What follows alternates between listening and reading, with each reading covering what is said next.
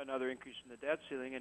And you're right. I mean, it went on too long, and so on and so forth. We've got to find ways to start getting this stuff done in the regular order and on a day in and day out basis. I mean, that's what the American people do, and that's what they expect Congress to do. Was it frustrating for you? I mean, being in the middle of it? Sure. You know, I mean, that's one thing. People say, well, you were a governor, now you're in the Senate, you know, how's it different? All that. You mean, as a governor, you know, every day you have to make sure that you're getting something done. And that's what people hire you to do. And the other thing I would say is, particularly coming from our state, you always say, okay, it's got to be about having common sense. It has to be, you know, just a sound, grounded, common sense type solution. And that's what we've got to be doing here in D.C. And it's not just Congress. I mean, it's everybody. It's the executive, the judicial, and the legislative branch. We have to start making it easier to do business in this country. And for too long, they've made it harder to do business in the country. And I think that is absolutely affecting our economy. And so we need to make it easier to do business. We've got to live within our means. We need a balanced budget amendment. We need the fundamental things. I mean, North Dakota works because we're doing those fundamental things. We've historically done them as a country. We've got to get back to doing those fundamental things as a country. Was it tough to decide which way to go here? I mean, you know, I know folks have said that they voted in favor of it, said, look, it's not perfect, but it does advance some of the goals. Others have said, look, you know, it's just kicking the can down the road here, and we should have, you know, been a little stronger. You know, even Michelle Bachmann makes the point, why not just, you know, ultimately begin the exercise now of spending under the debt ceiling? So all kinds of different debates. Did you go back and forth on which way to go on this? You know, the key is this, Scott. We have to get the work done. We have to move on. We've got to make sure our country doesn't have a default situation. This is a step in the right direction. There's a lot more to do. So my feeling is that, you know, it's like turning a big ship around. You know, it takes a lot of effort to do it, but this is starting to move us in the right direction. But there's a lot more to do, and so now you know, we look to this committee. They have to find at least $1.2 trillion in savings. They can find more, and they should. We should get into real reforms, like looking at reforming our tax code, not raising taxes, but reforming it, and getting this economy growing so we have people back to work and we have growth. We should look at reforming entitlements. You know, we've got to do this hard work, and this is moving us in the right direction to do more of that hard work. And the other thing is this legislation calls for a vote on the balanced budget amendment. As you know, I'm a sponsor of the balanced budget amendment. Our state has a balanced budget amendment, and I feel we need that for the country too. Do we ever? By the way, Senator Orrin Hatch been a tireless defender and author of that balanced budget amendment. I noticed he voted against this ultimate deal, yet it obviously, thankfully, finally says we will have an actual vote on the balanced budget amendment. It'll happen before the end of the year. I like the timing on it because it's about a year before election. Should be tough for folks who've claimed to be for it to now vote against the thing. What do you make of Hatch voting against the deal despite it including this vote on the balanced budget amendment? Yeah, you know, I think you'll see that Senator Hatch and some others who voted against the agreement just felt it didn't go far enough. But at the same time, they're saying exactly what you just referred to, and that is, hey, look, this gets us some very important things that we can work with. This is a start, whether it's a balanced budget amendment, whether it's establishing that we have to have savings before there's any increase in the debt ceiling. I mean, these are fundamentals that we've got to get back to, and now we've got to continue that work. And the market reaction to this has not been good. I know that was one of the sort of the scare tactics, if you will, the administration and others were using, that, hey, the markets are getting spooked. You lost 800 points. We got to get this done. But you guys get it done, and the Dow closes 266 points, 2.9% or 2.19%. And the sell-off actually pushed the S&P 500 into negative territory for the year. So a straight day of declines. That's the first time that's happened since October 2008. What did you make of the market reaction? Well, remember, there's a lot. It's not just getting a grip on our spending and getting our fiscal house in order. That's vital.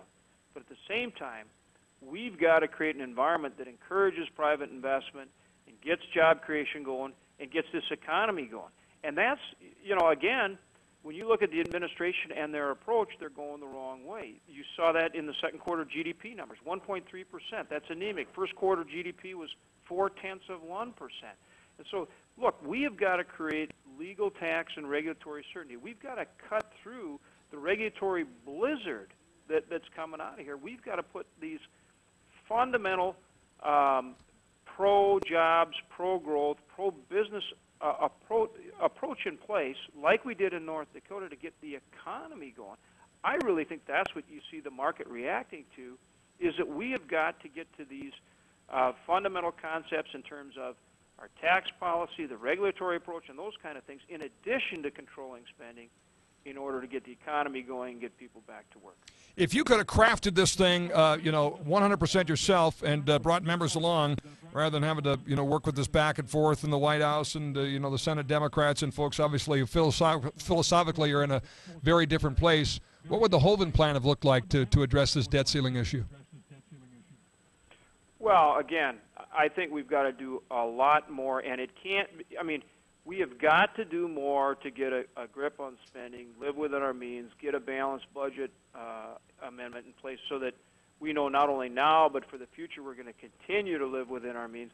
But at the same time, we have really got to get into reforms. We have got to look at the kind of reforms in our entitlement programs to make sure that the programs are there for our seniors today, but that we are also making changes to make sure that those programs are solvent for the future and fit within our overall approach in terms of the budget and economic growth. So, there's a lot more to do, and I think all of those things are going to have to be included as part of getting back to a sound fiscal position. Speaking of entitlement reforms, I know that Leader McConnell was doing a round of interviews yesterday on the heels of this deal, saying that while some folks are disappointed that there weren't more black and white plans for dealing with entitlement reform in this legislation, there's nothing that prevents that topic coming up in this bicameral, bipartisan commission. Do you have any sort of assurances or optimism that ultimately they might take some of those debates on as part of this effort to find more cuts and begin fixing things? I think we need to take reform on as part of this committee. Remember, for us to solve this problem, we have to deal with everything. And I think this is an opportunity to start not only finding savings, which we need to do, but exactly that, looking at entitlement reform. And I do think there's a way to do it that people will support, where we're saying, okay, for people who are in the programs now, for our seniors, we make sure that they're protected, but at the same time, on a bipartisan way, we start to look at reforms for the future that will make sure that those programs are solvent for the long term. But yeah, again, that is an opportunity we have with this committee, is to start to deal with those things, and it is tough, but we're going to have to deal with them. Ben has a question for our guest, Senator John Hoeven, joining us on the Common Sense Club, and he's got in a show today. Ben, go ahead, your question. Good afternoon, Senator. Scott, thank you. Senator, thank you for your service not only to the state but to the country. Can't anybody, or amongst the things that you mentioned that people have to do, can somebody introduce a bill that says basically no bill can be longer than 100 pages? If you can't say what you need to say in 100 pages, should it be there? Well, Ben, you're going to something that I think is very, very important. Here in D.C., they've made everything too complicated. They have too much regulation. They're putting out laws like that health care law that, thousands of pages long, and it leads to tens of thousands of pages of regulation. And I agree with you. I think across the board we have to simplify, make sure that we bring, again, legal tax and regulatory certainty to bear so we can encourage private investment, get the private economy going, get small business across this country going. That's where our job creation is going to come from, and I agree. I think it comes down to simplifying and creating some certainty here out of Washington. I think they're a big part of the problem, getting in the way of job creation in this country. So, yeah, I agree with you.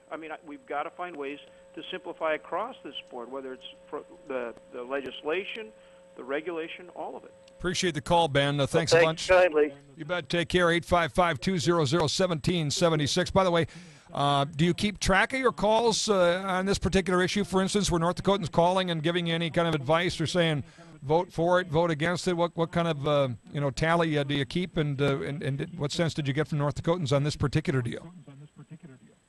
North Dakotans are good. We get a lot of calls. Excuse me. We get a lot of calls. We get a lot of letters. We get email. We get all of that. And North Dakotans are very down to earth. A lot of good advice. It was mixed. I would say the biggest response that we were getting was, hey, you need to get to an agreement. You need to get something done here.